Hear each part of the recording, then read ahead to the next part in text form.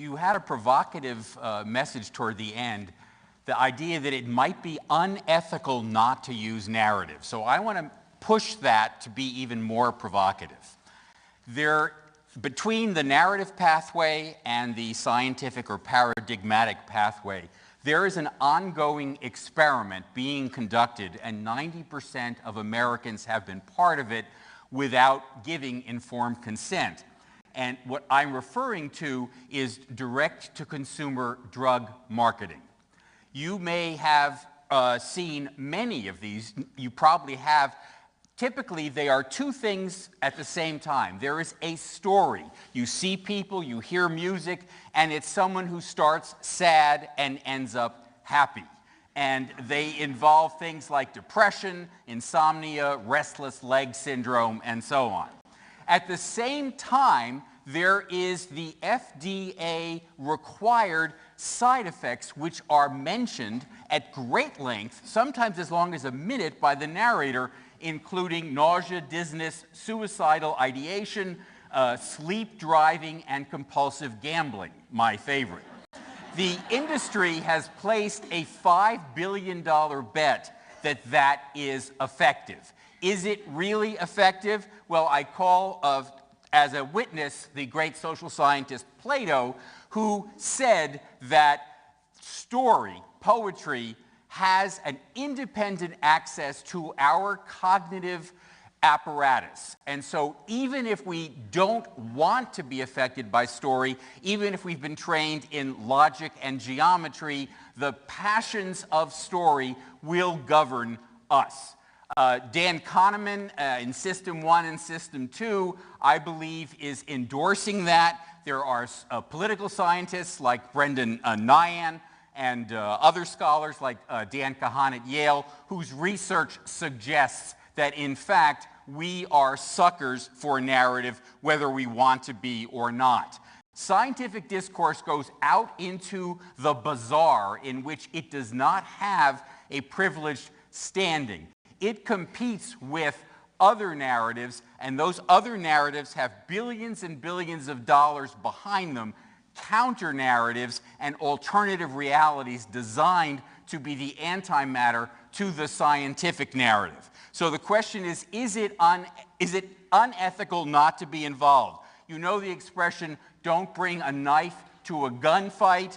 I submit, don't bring a data set to a food fight.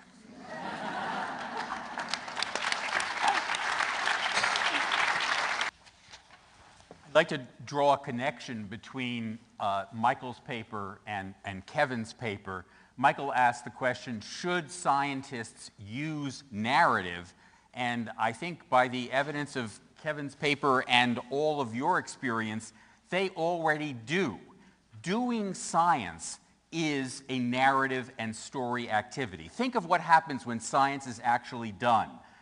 There are dead ends. There are surprises, there are mistakes, there is serendipity, there is adventure, there is the journey of collaboration, the journey of competition, there is ambition, there are characters involved who have personalities and motives.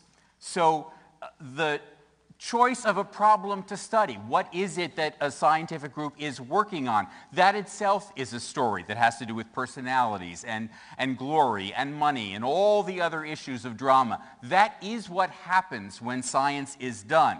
So what's scientific discourse is a narrative strategy. When you read a paper that is published in a peer-reviewed journal, something has happened to all of that. It is a kind of reverse engineering so that the ending becomes the thing that everything led to, even though it wasn't in fact the case. There is a retroactive inevitability about the tale told by a scientist. One of the terms that I've heard used about the voice is first-person invisible.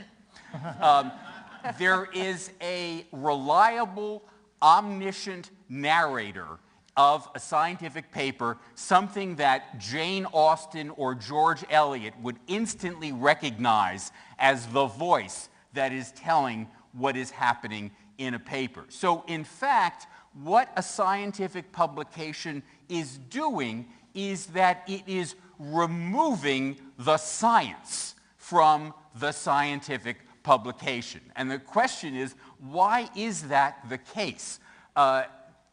Michael showed a slide in which, looking forward, there were two roads diverging in the wood. There was the paradigmatic pathway and the narrative pathway. I think the case I've been trying to make is that they are not two different divergent roads. In fact, it is a highway with a couple of lanes and a dotted line, and the scientists are going back and forth in the course of their work, and then they are determinedly staying in the slow lane when they do the exposition of it.